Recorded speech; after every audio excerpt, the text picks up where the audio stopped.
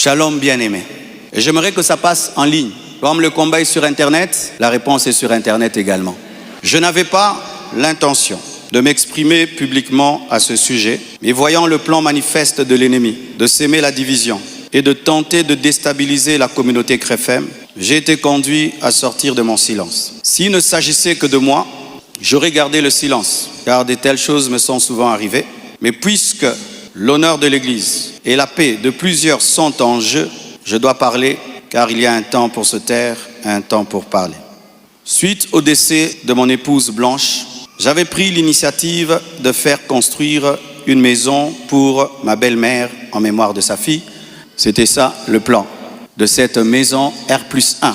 Par amour pour elle, par amour pour sa fille, en mémoire d'elle. Sur la parcelle, ma parcelle qui est à Bibois, 10 mètres sur 30 que j'allais lui donner.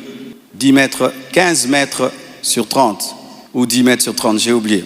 Alors, lorsque j'ai décidé de le faire, le projet était déjà en cours avec son fils et un architecte, d'ailleurs celui qui est en train de nous construire ici. J'ai décidé d'en informer également la branche paternelle de la famille, pour des raisons de transparence. C'est alors que l'on m'a demandé de donner la même chose en espèces pour la famille paternelle, ça veut dire l'argent que je vais dépenser pour construire cette maison pour la maman, que je donne aussi la même somme du côté du papa.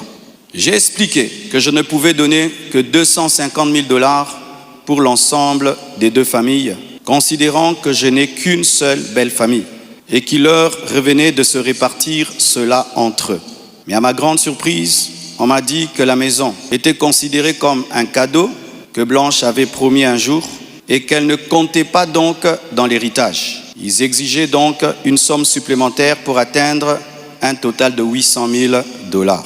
Par ailleurs, certains membres de leur famille ont contesté ma désignation légale comme liquidateur de mes propres biens, réclamant que ce rôle soit attribué à ma belle-mère.